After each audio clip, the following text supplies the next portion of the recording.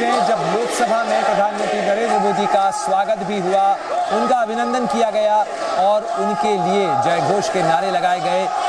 India's winter session of parliament began a day after India's Bharatiya Janata Party swept elections in 3 major Indian states. शानदार जीत के बाद पाकिस्तान की आवाम भी ये कहते नहीं तक रही कि अगर प्रधानमंत्री हो तो मोदी जैसा। कहा जा रहा है कि प्राइम मिनिस्टर मोदी जो है is unstoppable, he is unstoppable, internationally he is popular.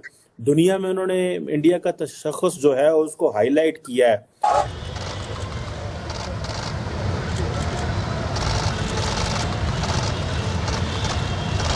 मैं समझता हूं कि he will be considered a legendary prime minister in India, or not only in India. The books will be written on him from his humble background, the way he has taken a country to the superpower level. India की तरक्की का क्या राज? उनकी आवाम अपने मुल्क से मोहब्बत करती है। ये तो नहीं कि सिर्फ उनके लीडर अच्छे हैं तो इस वजह नहीं, लीडर उन अवाम की मर्जी मंशा के मुताबिक काम करते हैं, इसलिए वो अवाम के दिल जीत लेते हैं। अवाम कहती फिर दोबारा यही आए। अब की बार फिर मोदी सरकार उधर, ये नारे लग रहे हैं। America is not the only superpower right now.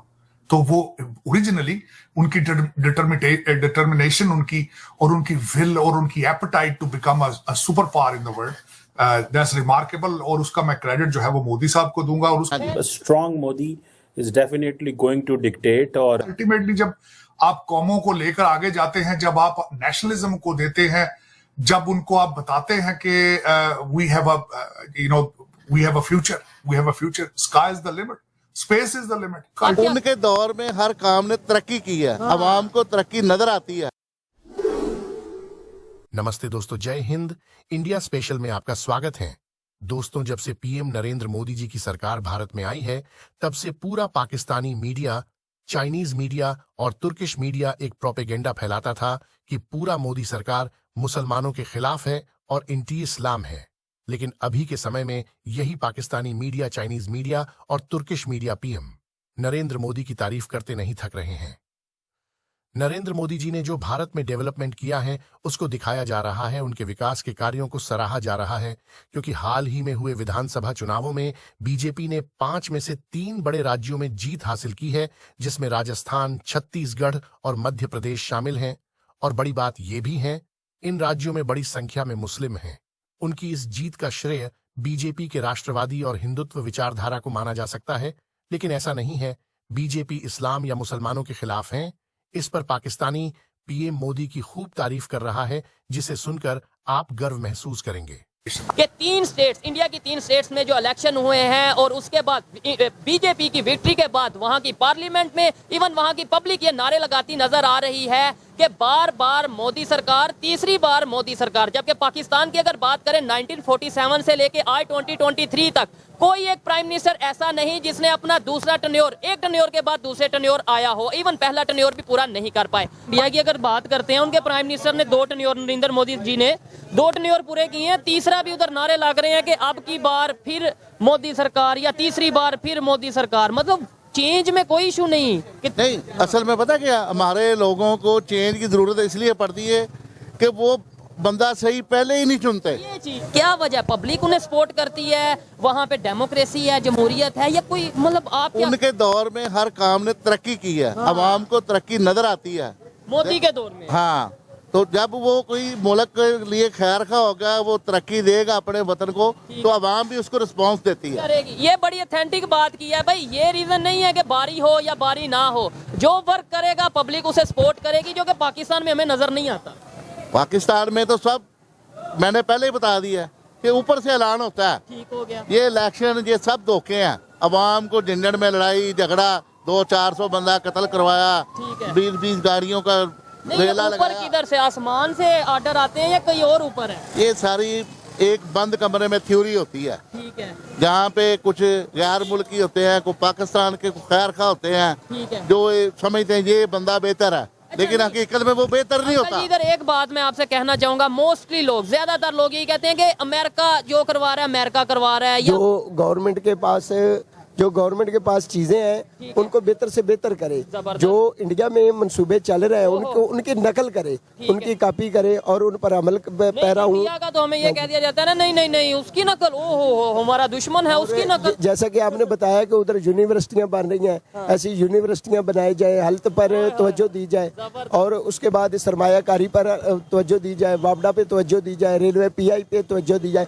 जो अदारे हमारे काम नक्स कर रहे हैं, हम तो स्पोर्ट्स में नहीं उस तरीके से, हम तो क्रिकेट नहीं खेल पा रहे, अभी वर्ल्ड कप हुआ है उन्होंने कैसे परफॉर्म किया, उनको बेहतर से बेहतर करे। और अवाम का तावन तो हुक्मरानों के साथ है ही, जिन्होंने वोट दे दिए हैं और 5 साल के लिए मुंतखब कर लिया, ये अवाम का तावन है। वो अवाम का तावन है, लेकिन 5 साल किसने पूरे किए ये मुझे बताएं। सर ये तो एक हंगामा हुआ, एक चर्चा हुआ, दूर दूर तक ये खबर इसकी गूंज गई कि इंडिया के इलेक्शन में प्राइम मिनिस्टर नरेंद्र मोदी की पार्टी ने क्लीन स्वीप किया है, बहुत ही शानदार कामयाबी उन्होंने हासिल की। उसके बाद उन्होंने स्पीच भी की।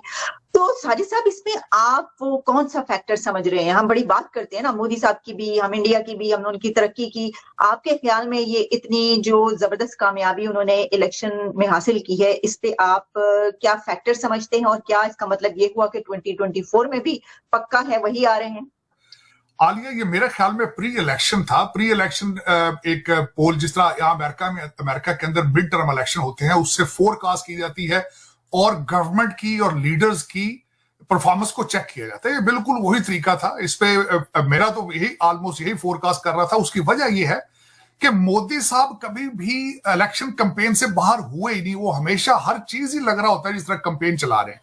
अब उसमें मैं जो उनके मैं फैक्टर जो खासकर बताना चाहूंगा, उन्होंने पिछले 2 साल से खासकर जो मैं कहूंगा G20 की लीडरशिप कर लें आप, फिर उनके पूरे अमेरिका बरतानिया के दौरे, उसके बाद इकोनॉमी को उन्होंने जो इस वक्त 7.8% पे जा रही है, ग्लोबल साउथ की लीडरशिप है, क्वाड्स में उनका होना, और उसके बाद जो चंद्रयान ने उसके ऊपर बोनस, आदित्य 1 का उसके ऊपर डिफेंस कॉन्ट्रैक्ट्स हैं, और आखिर में जाके उन्होंने जो सबसे ज्यादा जो फाइनल स्ट्रोक उन्होंने दिया है तेजाज के ऊपर, जो उन्होंने 30 मिनट्स जो है, और खासकर टॉम क्रूज बन के जो उन्होंने वो फ्लाइट की है, वो मेरा ख्याल में कैंपेन की एक आखिरी चीज थी। और दूसरा ये यहां जरूर बताना चाहूंगा कि इतने बड़े मुल्क का वजीर आजम होना, लेकिन उसके बाद भी उन्होंने जाके स्टेटों में ऑन ग्राउंड कैंपेन की है। और मैं समझता हूं कि he will be considered a legendary prime minister in India, or not only in India.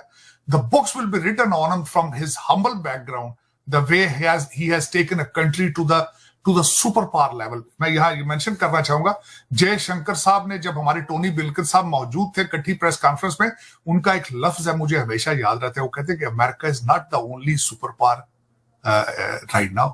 तो वो ओरिजिनली उनकी डिटर्मिनेशन, उनकी विल और उनकी appetite to become a super power in the world, that's remarkable. और उसका मैं क्रेडिट जो है वो मोदी साहब को दूंगा। और उसका अल्टीमेटली जब आप कौमों को लेकर आगे जाते हैं, जब आप नेशनलिज्म को देते हैं, जब उनको आप बताते हैं कि we have a future, sky is the limit, space is the limit, you have to move forward. और जो एक कॉन्सेप्ट है दुनिया का, जिस तरह ईस्ट जर्मनी वेस्ट जर्मनी इकट्ठा हो गया था, चले आप बॉर्डर सॉफ्ट करें, ट्रेड करें, आप इकट्ठे रहने की बात करें, लर्न करें एक दूसरे से। अब जो चीजें हैं, नफरतों से अब आगे निकलना चाहिए। 76 साल हमने उसको ट्राई कर लिया है, लेकिन this is a time we have to move forward with think. दोस्तों, क्या पीएम नरेंद्र मोदी 2024 के चुनाव जीतेंगे और कितनी सीट से जीतेंगे? इसके बारे में आपका क्या ख्याल है? आप कमेंट बॉक्स में बताओ और इस वीडियो को लाइक जरूर करें और चैनल को सब्सक्राइब करके हमारी इंडिया स्पेशल की फैमिली में जुड़ जाए। धन्यवाद।